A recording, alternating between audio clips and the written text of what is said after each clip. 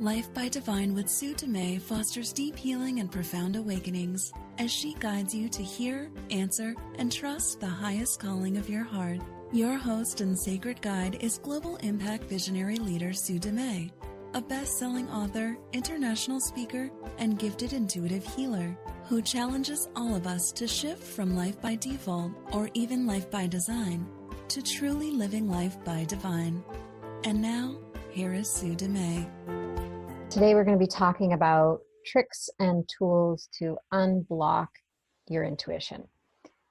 I get so many questions and so many comments like, I can't hear my intuition, I can't sense it, I don't know it, I don't know if that's what it is, how do I discern between my head and my heart?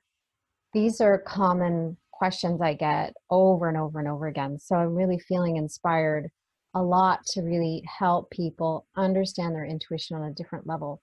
When we can create an understanding at the level of the mind, then we can actually easily unlock our intuition. And it's actually only our mind that's actually blocking it. And so today I'm going to go into some of the common kind of things I see around blocks, but also looking at your own mind and your judgments and how they actually feed your ego and continue to block your intuition even more. When we start to explore the different senses, I'll kind of go into some different tools and tricks and stuff that I've used along the way, and also that I teach in the Intuition Academy. So I'm going to give you, whatever I can today in the time we have, and share enough that you can start to use these little tricks and tools right away. I don't want you to delay any longer. And the biggest challenge I find for people is your mindset. So right away, right here and now, I want you to forgive everything you think you know and everything you think you don't know about intuition. Forgive everything you think you know and everything you think you don't know about your blocks to your own intuition. And what this allows us to do, if you just imagine forgiving that all over, letting spirit hold it, putting it in a garbage can beside you, putting it in a backpack beside you, doesn't really matter. Your intention is to offer over everything you think you know and everything you think you don't know. And the purpose in that is to open the mind. If you already think you know, then there's a block in the mind already. You already have a filter. So pretend that you don't know. Pretend that you know nothing about anything. That's one of my chapters in the book, The 30-Day Guide to Navigate Life When the Shift Hits the Fan. Stand up, stand out, stand strong. I know nothing about anything. It's a powerful tool to empty the mind of your preconceived notions, some of the programming and filters and fear and the ego-based agenda, all of it. Imagine you could just empty it all like you're emptying a bowl. An empty mind is an open mind. And I'm going to talk a little bit about the difference between knowing and knowledge, because that's really important too. When we're opening the heart to really tap into our intuition, we need to open the mind. Because everything that we receive is actually being filtered through the mind. And when we have an open mind, that guidance and that intuition can just come streaming through without any filters, without any blocks, without any bricks in the way, without any walls, without any fear. When we have an open mind, we can be in a state of curiosity and wonderment. And those are two beautiful qualities to allow the guidance to come through. So when we tap into knowing versus knowledge, knowing is in the heart. We have a knowing in the heart that goes beyond the physical mind. It's a knowing that is beyond logic and reason. It's a knowing that we can tap into at any time. It is a knowing that is always there, ever present, no matter what is happening. Your intuition is always available. Your internal GPS is always there. And it's you that's either blocking it or you've flipped the switch and you turned it off. And it's not even really ever really off, but it's off at the level of the mind. So a closed mind will turn off that connection to your intuition. Your ability to tune into your intuition is always available to you. Now, how our intuition speaks to us, how the messages come through and to us, will be determined based on who we are as individuals in our humanness, but also it is determined based on how many filters and how many walls and how many blocks you have in place. We were born intuitive. We are all born intuitive, all of us, every single one of us. Some of us are tapping into it. Some of us forget about it and get programmed to doubt it, to fear it, to be confused by it, to stop using it, to be logical and reasonable, to get into our heads instead of our hearts. A lot of the programming that we receive creates doubt in our intuition. But we were all born naturally intuitive. When we tap into the knowing in our heart, we are tapping into the divine nature and source of who we are. In other words, we're tapping into God, source, spirit, the divine, the universe, source, whatever feels comfortable for you to name it. You can name it whatever feels good. You can name it popcorn if you want to. It doesn't really matter what word you use, it's the meaning you place behind it. So when we all tap into that oneness, that divinity, and we tap into the knowing, it's that knowing that comes through us that is serving us and everyone else. It's serving all of humanity, the planet, everyone, and beyond. So it's that knowing that we're really yearning to reconnect with and to remember. Now, then there's knowledge. Knowledge is at the level of the mind. Knowledge is something we gain. Knowledge is like programs being downloaded or software being downloaded into the mind. Knowledge is those downloads. Knowledge is that software being downloaded into the mind. When we mistake knowledge for knowing, that's when we can crimp off our intuition. I'm not saying knowledge is not important. It is. The way we can embrace our humanness and embody our divinity at the same time is when we can allow that intuitive knowing to meet our mind's knowledge. So then we use the knowledge in relationship with the knowing. But it's the knowing that's leading us. It's the heart that's leading us. And it's the mind that takes the passenger seat to come along for the ride.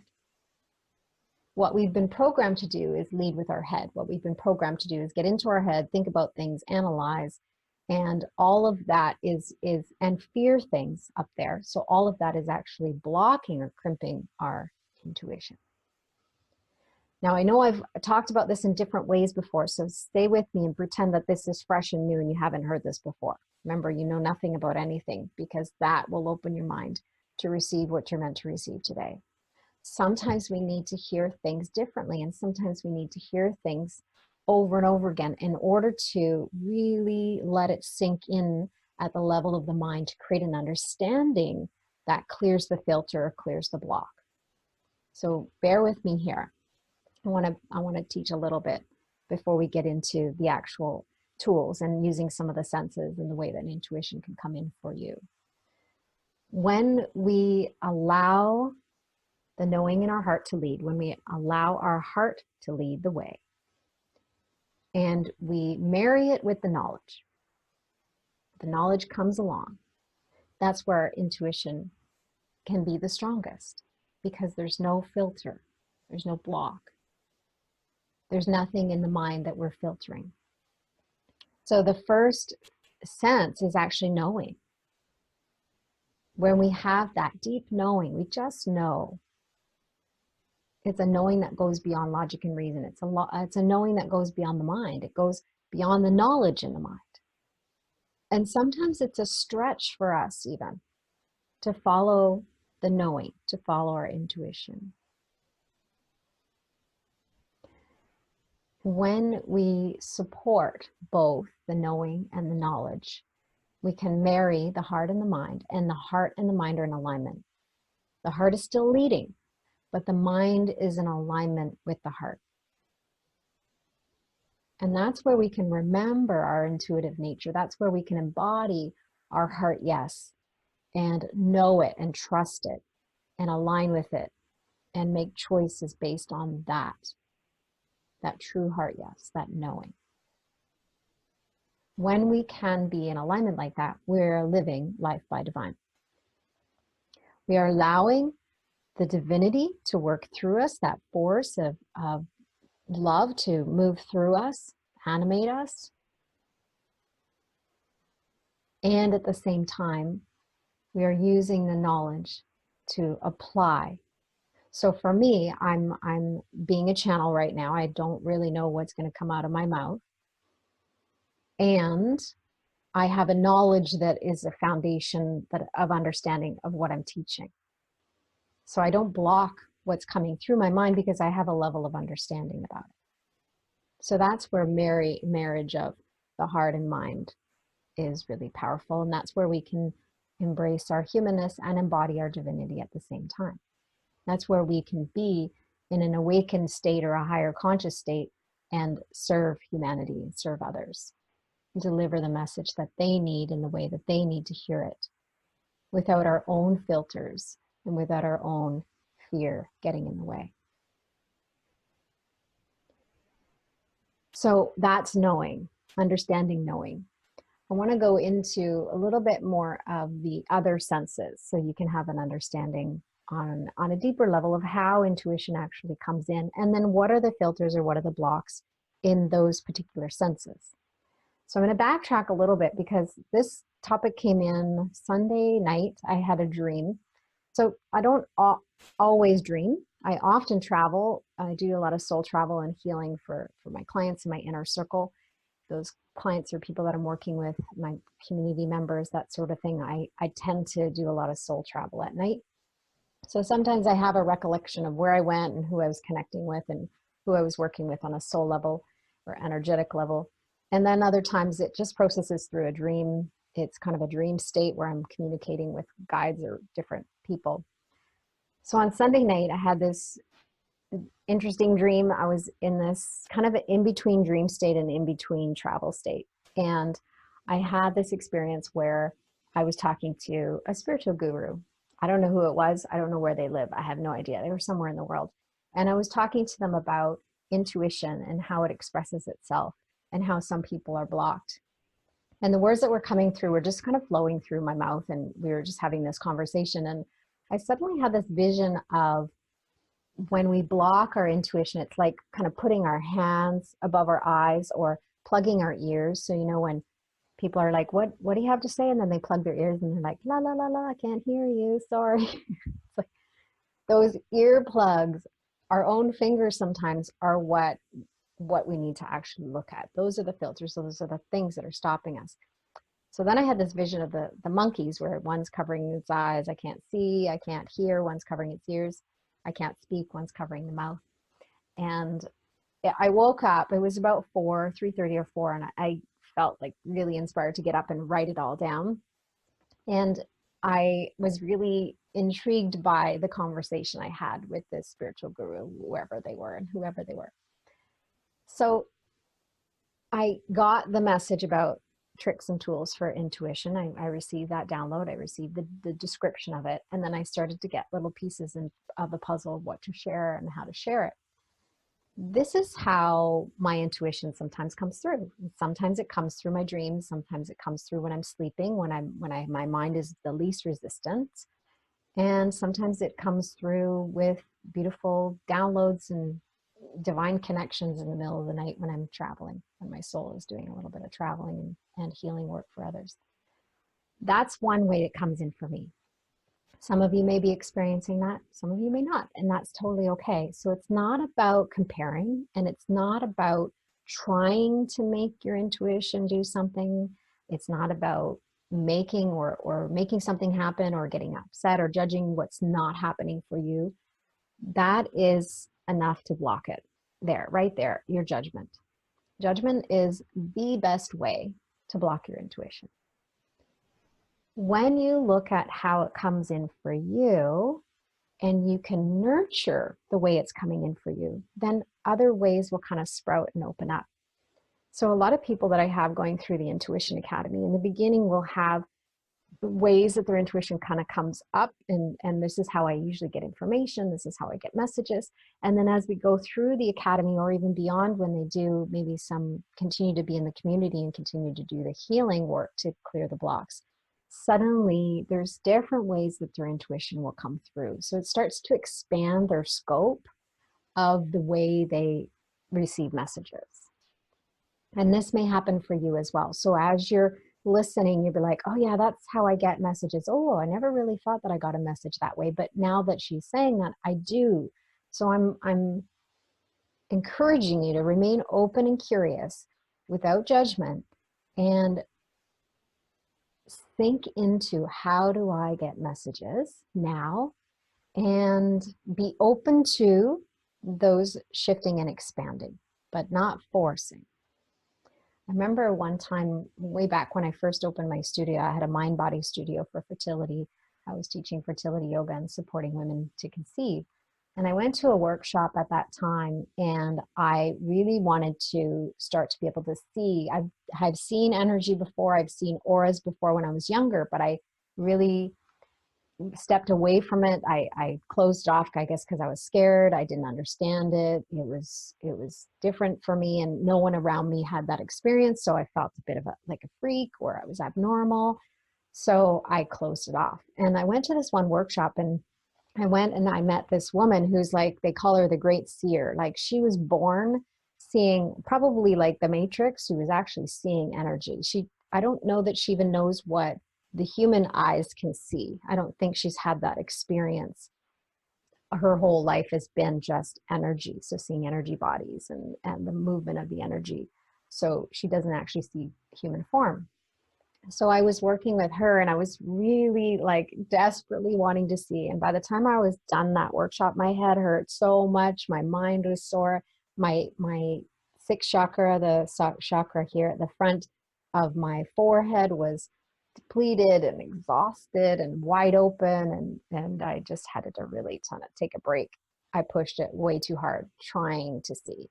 When I let go of needing to see or wanting to see or trying to see, my sight started to come back in, but not right away. I had to remove the blocks and the obstacles and the filters that I had.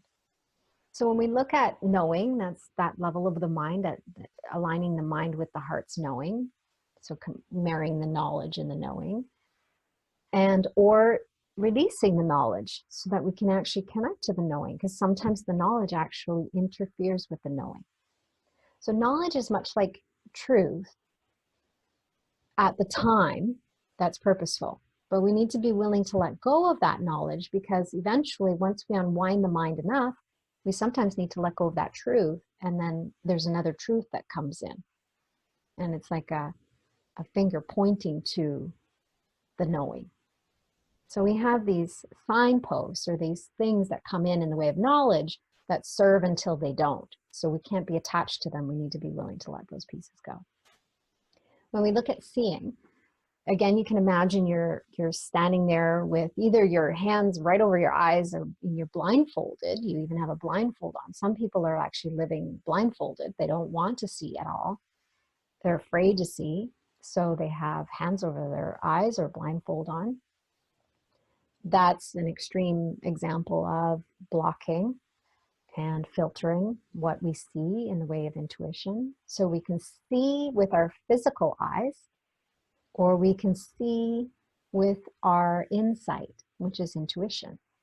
So there's two seeings that I talk about, two sights. So eyesight and insight, two different things. So the eyesight is with our physical eyes. When you look around the room right now, you can see different things. You have a preconceived notion. Everything you see is being filtered through the mind and filtered through a level of understanding.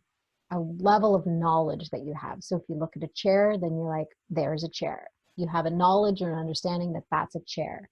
Why? Because someone told you that. Somewhere along the way, someone told you that's a chair. And if somewhere along the way, someone told you that a chair was actually a dog, you would look at it and see a dog. And maybe you saw a dog and you would see a chair. It's like, that's all programming. The meaning we place on things, the definition we place on things is all based on our programming, what we learned growing up. So there's eyesight. When we look at our eyesight, looking around the world, I want you to imagine you have these veils in front of you. And some of them are thicker than others, and some of them are kind of a thin veil. So you can kind of see through them, but it's a little bit blurry. You're not quite sure what the image is. So we have the world around us that we see, and then we have these veils behind that. And when we start to remove these veils, we can start to actually see with our physical eyes different things. So I can actually see the aura around people. I can see energy. Not always, it doesn't always come in that way, but I do have the ability to see energy. When I'm working with people, sometimes their illness or their disease shows up as an energy. Sometimes I see it, sometimes I feel it and sense it. So when I can see it, sometimes it's a color, sometimes it's an image, sometimes my eyes are open and I physically see it in their body. So there's different levels of seeing with the physical eyes. And then there's insight, which is a seeing that it goes beyond the physical. And I'll often do that when I'm working with people. Often I'll close my eyes and I'll see into their body. I'll see into their energy field. I'll see and I'll feel it. And sometimes it actually comes into my own body. It's our energy is dancing and I can sense and see and feel what's happening for them. So seeing is about removing the veils, removing the mask or the blindfold, taking your hands off your physical eyes and taking the blocks and removing the veils from your inner sight, that insight I was talking about. That are some ways that you can actually open up your eyes to see. Some of the tricks that have helped me in the way of seeing is when you're looking to see people's auras or energy, you can look at a surface, a neutral surface, have them stand in front of a neutral surface and be able to just take your eye to the edge of their peripheral, like just use your peripheral vision, just take your eye to the edge of their face or their head and stare there. So you're kind of not quite staring at the wall, you're not quite staring directly at them, and then your eyes go a little bit out of focus, and then you'll often see the aura or the energy field just around them. You can do this with trees as well, the tops of trees and looking at the sky. If the sky is blue, then you can actually use that as well. When we use sight and you're trying to see, and the keyword being trying, often the third eye, which is right at the forehead, can get wide open and feel depleted. So you might actually end up with pressure at the forehead or pressure in your sinuses. So if that happens, place your hand, a palm on the forehead at the front and the palm at the back directly behind, and just invite a closing of a curtain in the front to give it a break. So sometimes you might have to close it off and turn it off a little bit, and then invite some of that energy to go back as well. So some of you might be doing it right now, and as I'm talking, it's actually your energy is responding to my voice, because vibrationally I'm attuning to your energy, and I'm going to invite your energy to come in. So we imagine the front closing a little bit like a curtain, and you can always peek out of the curtain and take a look, but it doesn't have to be wide open. That's a desperate seeking and knowing and wanting to know. We close that, and then there's this beautiful invitation for the energy to come toward the back to balance out the front and the back of that energy center. And then you can imagine the top of your head wide open, like a big, can, lifting the can, the lid of the can, to allow some of that energy to rise. So with seeing, it's about looking at an object or looking at a person or looking at something, and then unwinding the mind a little bit in the way of, I have placed the knowledge or the meaning that is on this object or this person.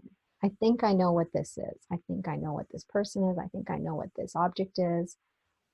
But what if I don't? So it's just an opening in the mind. And A Course in Miracles teaches this as well. It talks about the meaning we place on things. We can unwind the meaning we place on these things. So there's lots of different tools and lots of different ways to do this. But these are just some ideas that have worked for me or have worked with other people. So let's take a look at hearing. So when we hear intuition, a lot of people actually have their fingers in their ears. They want to hear, but they're afraid to hear. They say they want to hear, but they're nervous to hear. Or a lot of times that one of the biggest blocks for hearing is actually we're asking for guidance around something, but we're actually afraid to receive the guidance. We're afraid of what we're going to be asked to do. So we're afraid of our divinity guiding us in our humanness to do something that in our humanness we don't want to do or we're afraid to do. And this is really common when people are faced with leaving a relationship or ending a job or some kind of big life transition. If we're afraid of what the guidance is, it's an instant block a lot of times. If we're afraid to hear, then it's often a block. So that's where it's really helpful to join with someone who's intuitive. We do joining in our community all the time. People come to our private member page and members will post and say, hey, I have this decision. Can anybody tune in with me? And we help tune into their intuition and help them affirm what they're sensing or knowing, or give them some direction so that they can get more confident in trusting their own intuition and removing the fear that may be blocking as the filter. So it's about removing the earplugs, taking your fingers out of your ears.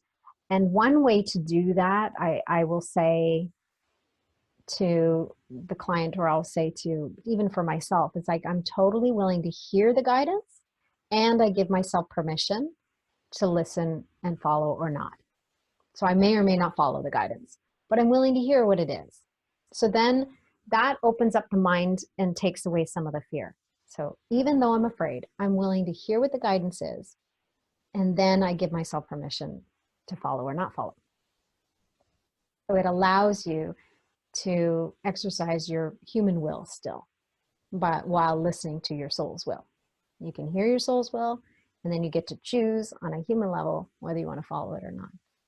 That was really powerful for me to start to do that personally, but also working with my clients. It really makes a big difference to give them permission to follow or not to follow, but to hear first. When it comes to hearing, sometimes we can hear an actual voice in our mind. I remember one person I was working with or friends with, they talked about hearing different accents, and different guides had different voices, so they'd hear different voices. And then sometimes they would hear their own voice. A lot of times my guidance comes in as my own voice. And other times intuition can speak through other people. So you may be having a conversation with someone and they say something and it really just hits really deeply inside of you, or it resonates, or you get this ping or ding, or this expansion, or this it's almost like tapping on the knowing in your heart. They say something and it resonates. Something about it creates an impact inside of you. That's intuition. That's your intuition. Hearing through other people's words, hearing through a song. There's times where songs will come into my awareness. There's times where songs will come onto the radio and I'll feel like an emotional trigger with them. I pay attention to that. If I'm in the middle of doing whatever I'm doing and a song comes in randomly in my mind, I pay attention to what the lyrics are. Because those lyrics are often a signal or a message that the divine is trying to get me to hear, or to point to something within myself that I need to heal and clear in order to hear. So hearing the messages comes through different ways. Sometimes we can hear noises, sometimes we can hear words, sometimes it's just hearing through other people, like I said, or hearing music on the radio, or hearing somebody talking, overhearing somebody talking next to you and them saying something and it hitting you. Take it into your heart. What does this mean for me? What do I need to know about this? That's the next step, is don't just listen, but bring it in and integrate it. Bring it in and marinate with it. Reflect on it. Meditate on it. Whatever you need to do. So that's knowing, seeing, hearing. Let's drop into speaking. Now, speaking, I imagine a lot of people with their hand over their mouth, they want to speak, they want to feel heard, yet they're terrified to speak their truth, to have a voice. And there's so many people that I also work with one-on-one that I feel like someone's like strangling them. So there's almost like there's this hand at their throat. And a lot of people that have this end up having difficulty speaking, and they'll have things go on with their voice when they're speaking. I'm feeling it right now for some of you that I'm talking, so I'm tuning into everybody who's listening as well. So I'm feeling that contraction in the throat for some of you. If this is the case, a lot of times what it is either a past life piece or an earlier childhood piece where someone, somewhere along the way, discouraged you from speaking your truth. And it can be something big and like it could have been a big trauma, someone actually choking you. It could have been a big trauma in the way of someone really aggressively keeping you silent, or emotionally, emotional trauma, keeping you silent.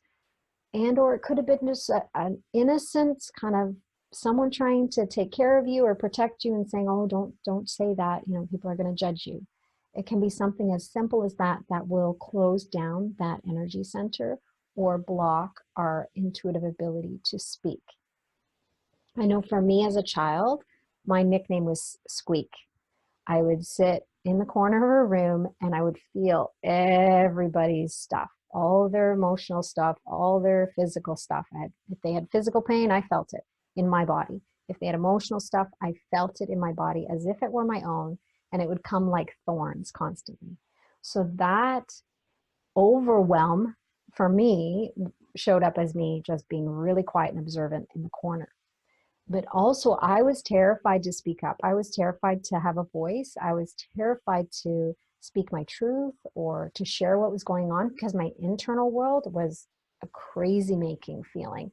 And no one was talking about this stuff on the external world. So I didn't want to stand out. I wanted to fit in. I wanted to belong.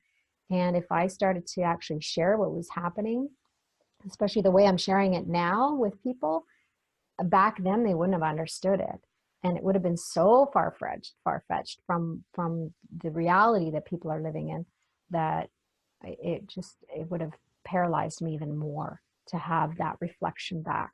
And there's a few times where I tried to share a little bit and people would like look at me strange. I'd be like, nope. I closed my mouth and put that hand over top or zippered it shut, because I was like, no, it's not safe to talk. It's not safe to speak and share my truth. And not safe in the way like people just didn't understand it, but I was so afraid of judgment that was a big, big block for me in speaking my truth. So now, not a block anymore. Obviously, I'm sitting here speaking to you quite openly. I'm sharing my message all over the place. And it's been a process of unraveling from that, from going from that shy little girl named Squeak to a global impact visionary leader, someone who stands on stage. My biggest audience was 10,000, and I loved being on that stage with 10,000 people. I love being on stage. It's actually home for me now. Give me a mic, give me a stage, I'm at home. Now, it's been a process of me unwinding and moving away from that fear and moving through that fear of judgment from others that has allowed me to stand and do the work I'm meant to be doing right now. And that's been about me removing all those filters, removing all that fear, and progressively moving through to take the stage now the way I am meant to. I really feel a strong calling. I don't feel like, for me, it's a negotiable calling anymore. It's very clear that I'm meant to be doing this now. So that's knowing, seeing, hearing, speaking. We're going to go into a few more after the break, but I'm just going to take a quick little break and we'll be right back.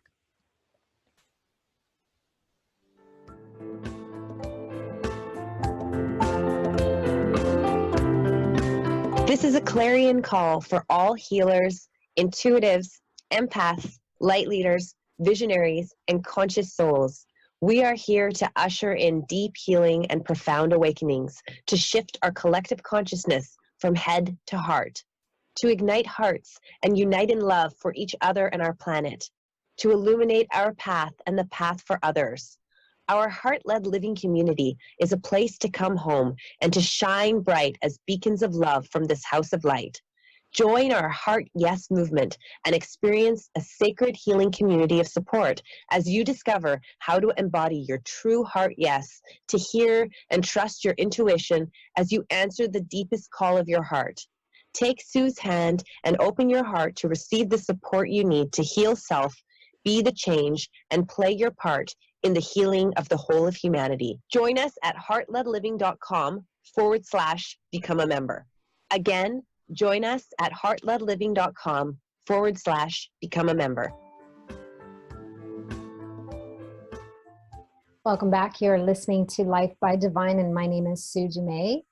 We've been talking today about the tips and tricks and tools that you can use to unblock your intuition. I talked about how our intuition is just our natural way of being. We are naturally intuitive, and it's our programming and it's our mind that actually stops and blocks and creates these filters for our intuition. So when we receive something, instead of receiving that knowing and allowing that knowing and saying yes to it, we receive the knowing and then it goes through the filter in the mind, and then the outcome and the action is based on the filters. So it's essential that we clear the filters in the mind. It's essential that we break down those barriers and break down those walls so that we can actually listen and tune in and feel into our intuition. So I was talking earlier about the knowing and seeing and hearing intuition, speaking intuition. Now I'm going to talk about feeling. So when we look at feeling intuition, sensing it in a feeling state, a lot of times I get physical messages for other people through my body. So that's very common for an empath. So those that are empathic healers, they'll feel people's emotions as if they were their own, so it's like a deep empathy, or they can also feel both. They can is feel physical sensations in the body too. There was a few times where I was new to the understanding that I would get physical messages and how they actually processed. And there were times where I would actually have pain and I'm like, oh, why do I have this pain? It was sudden onset. And then a client would come and they're like, I've had this pain I'm like, oh, it was yours. And then it instantly cleared from my body. So I started to recognize, I'm like, oh, it wasn't mine. It was actually theirs. It was a message that was coming through, kind of giving me insight to the work I needed to do with that client that was on their way or coming the next day. So feeling in the body can be the physical feeling, can be a sense or a sensation. It can be like just an uneasiness. I'm sure many of you have that experience where you walk into a room and you're like, whoa, something went down here. Like the energy of the room is off and you can feel it and sense it. That's the feeling. That's your intuition. I often call it my mummy senses or my spidey senses, especially if my son's trying to sneak up on me and I turn around and he's like, how do you know? I'm like, I can feel you coming a mile away.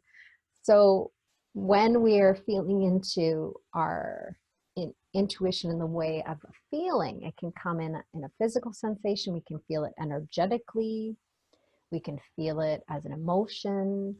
It can come in many different ways. The challenge is how we block it, or the things that we use to stop it are things that numb us out, or we're feeding the disconnect. So, and that could be food, that could be alcohol, that could be drugs, that could be any kind of thing. And something as simple as what we are eating can influence our intuition. So for example, for me, because my body is quite hypersensitive, it's very heightened in its sensitivity, and that's part of my gift, to be able to really tune into people at that level. I need a bit more rest than other people. I need different foods than a lot of people. So I know other healers that can eat whatever they want to eat. For me, there's certain foods that actually support my physical body and support my intuition that way. And then there's other foods that kind of dumb it or numb it down. I remember when I was doing a treatment because I had parasites and a pathogen and some other thing going on all at the same time. And so I was using these homeopathic remedies. So they were gentle on the body, but my dosing was like a quarter or half of what most people would handle because of my body's sensitivity is so high. And at the same time, when I was on those remedies, I had to take them for a full month at a time. I found that my intuitive gift was kind of dumbed down a little bit. It was like numbed out a little bit. So I couldn't sense and feel, and it wasn't as heightened as it normally was. As soon as I went off those things, it actually took like a skyrocket up.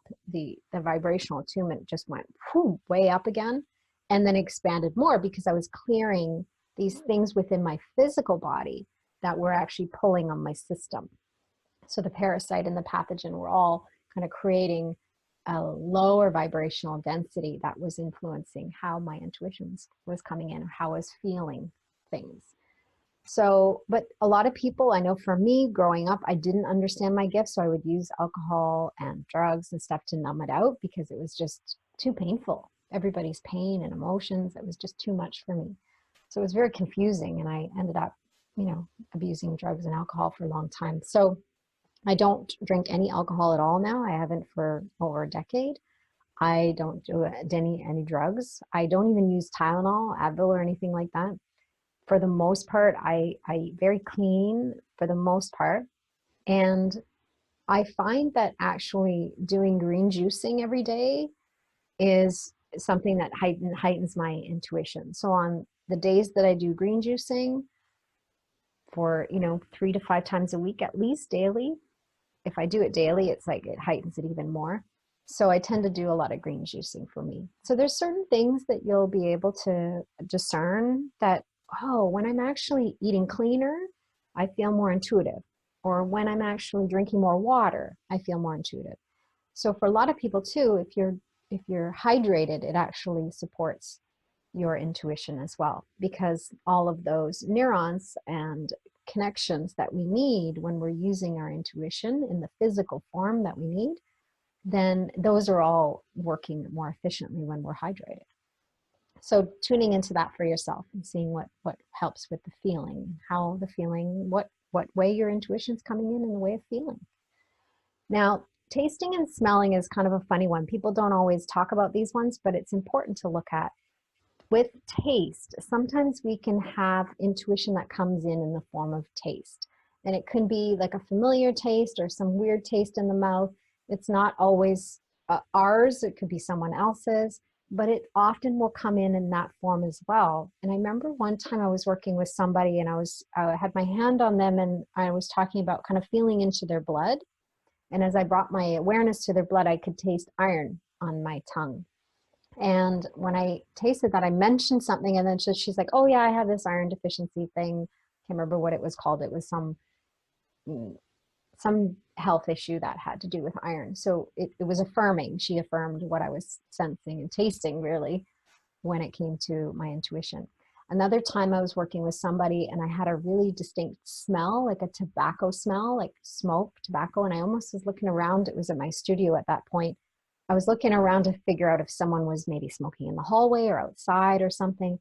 And I mentioned I'm smelling tobacco. And at the time she was actually remembering her uncle who always smelled like tobacco. So it was, again, confirming. As soon as she mentioned that, as soon as we talked about it, the smell disappeared. Another time I had a smell, it was like a smell of a musty, damp basement. I'm like, I smell like a basement. It's like damp. I smell, it's kind of moldy. And she's like, yeah, that's the basement I was held in when I was kidnapped as a 6-year-old. So she was actually taken and kidnapped and held in a basement for a period of time. And that's the memory she was having at the time. So the smell and taste can sometimes be used as an intuitive kind of hit or a message coming through as well. Basically, the divine within us will send us messages in whatever way we're most open to at the time, and in whatever way we're most receptive to receive the message. And how it comes in for you will be a little different than how it comes in for others, but it can also evolve and change and shift. The key is to be wide open and curious and willing to have the messages come in for you. Now, messages may come in intuitively for you and or for other people. If you're a healer, if you're a light worker, you're meant to be working and supporting other people, you may get more and more messages for other people. If it's for you, tuning in and being willing and open to hear the message is essential in order to heal and to remove those blocks and filters. So ways to ask the questions to open up those channels is, what am I afraid to see? What am I afraid to hear? What am I afraid to say? What am I afraid to sense or know? Those are ways that we can open up to allow the messages to come through. But you can start to discern, what are the filters that are in place that are blocking me? What are the things that are stopping me from seeing, sensing, knowing, feeling, understanding, smelling, tasting, my intuition? So using all of your senses and beyond your senses, and even being curious about your dreams. Like I said, I mentioned earlier, a lot of times we'll process things on more of a subconscious level in our dreams. I remember I used to have these dreams all the time, these anxiety dreams around finding a bathroom. I couldn't find a bathroom and I really had to go to the bathroom. When I finally find a bathroom, I'd walk in and there's no doors on the stalls. And then there's a big picture window and everybody's looking in and you had no privacy. So that was one of my dreams, a recurring dream. It was always different circumstances. Sometimes it was finding an outhouse and it was already overflowing. And it was just like, I just I couldn't handle even getting into it. Those are the kinds of dreams that came in when I was feeling anxious about something. So when I woke up from those dreams, I would ask myself, what am I anxious about? What in my life am I anxious about right now? And usually it would come in like kind of a first like glimpse or hit. The image would come in right away, or the sense of it would come in right away. And I would follow that and pay attention to that. When we're tuning into intuition, it's often the first thing that pops in. The ego likes to add on and create a story or take us down a little wormhole or detour. So go with the first piece that comes in and trust it. Start to trust it more and more and more. And as you do, you'll build confidence and you'll be able to stand in your intuition feeling more like you have that deep trust again. And it's a process of removing the blocks and remembering your intuitive nature and coming back to that. It's like coming back home. One other piece I'll share before we head out, before we finish up here, is asking those questions instead of looking at it more horizontally, like looking out in the world for the answers. So in our humanness, looking out with our human eyes, and our humanness looking outward, and in that kind of that horizontal plane, I would invite you to start to ask questions in the vertical plane. So I often will bring my eyes, close my eyes, and then bring them up, look up a little bit into my eye sockets, and I would ask from more of the vertical plane. So God, spirit, the divine, whoever it is, your soul, your spirit, whoever it is you want to speak to, asking the questions from that higher place of knowing. Or you can drop into your heart space. That's another way to do it. So again, it's vertical. You're either going up to the divine or coming into your heart, which is a bridge to your soul, a bridge to the divine. So when we come into the heart space, the physical heart space, we can tap into that knowing as well. So it's less horizontal asking and inquiry, and it's more vertical inquiry, heart or the divine nature, and being able to tap into that. The answers that come from there are going to be more the knowing versus the knowledge. The one other piece I'll share really quickly, because it's just coming in right now as a snippet, although it's like it's a big part of the teaching in the Intuition Academy too. We do talk about this, is to recognize that our mind is actually not just in our head, and our mind is actually in every cell of our body. This is what I call soul embodiment. To be able to recognize that your mind is not just in your brain or in your head, but your mind is in every cell of your body. We can actually wake up and activate the whole mind versus the segmented mind, which most of us are operating at, which is our head. So we can actually expand beyond the physical brain and the physical head, and recognize that our mind is more expansive and our heart is more expansive than our physical body. So that's a bit of a stretch for some of you, but I felt to give that to some of you because I feel like there's a piece that you need in that. And if you want more information on that, I do have a short video. I talk about soul embodiment, and I explain it a little bit more on our Heart Yes Movement group on Facebook, or on Instagram. You can find me at Sue Dumais there, and Pinterest as well. We've been sharing some of the videos there. So connect with me wherever you feel inspired, and let's stay connected in between the radio show so that I can help you and continue to awaken your intuitive nature, help you remember as you remove all these blocks and filters that you are an intuitive being, and that intuition is actually your natural state, and it's a natural way of being for you. So it's remembering that. And then to be able to embrace our humanness and embody our divinity at the same time is marrying that knowing with the knowledge we have that we've been given here on this earth. So I'm going to invite you to come to my website, heartledliving.com. I actually have a new gift set, Heart Yes gift set, which will help you. There is a new tool that I just recorded, and people have been asking this for a long time. It's called a Heart Yes check-in tool. Now you can go to the website and click on the link and open it up and listen anytime you want to. There's no opt-in necessary. You don't have to do anything. Just go and use it. When you're faced with a question or a decision, use that Heart Yes check-in tool, and to be able to build your confidence so that eventually you won't need it. But for now, you can use it. And or those big questions where you're maybe a little afraid of the answer, that's a really good tool to use. The Heart Yes check-in tool is available. If you opt in to become a free level member, our open level membership is free, you will get that gift set as well. All of the level memberships, you will get that gift set. It includes the Heart Yes check-in tool. It includes 4 to 8 hours access to stop self-sabotage through the ego game of opposites.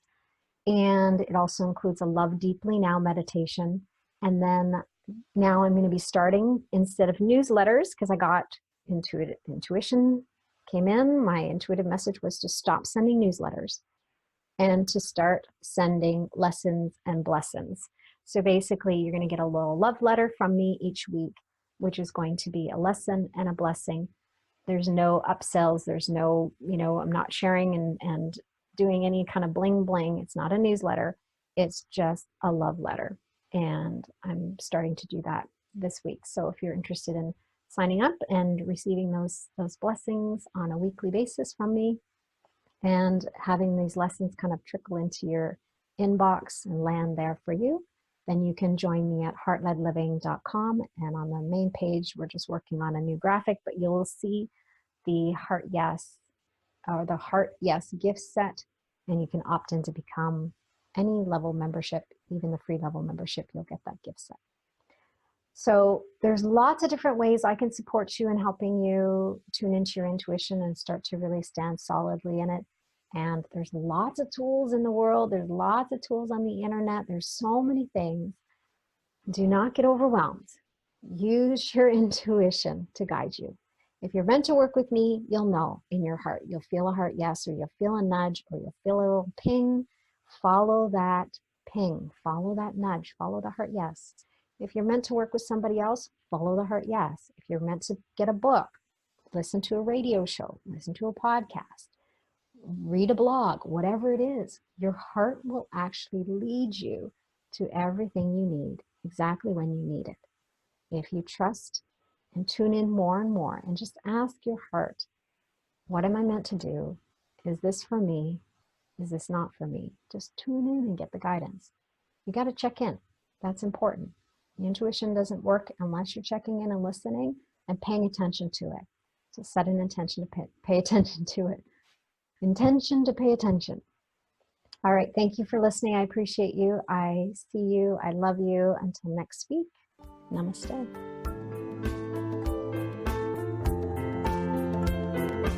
You've been listening to Life by Divine with your host, Sue Dumais. Shift your consciousness from head to heart and enliven your soul as you discover how to lead with your heart and live your own life by divine. Join Sue in the growing global Heart-Led Living community at heartledliving.com. That is heart, ledliving.com.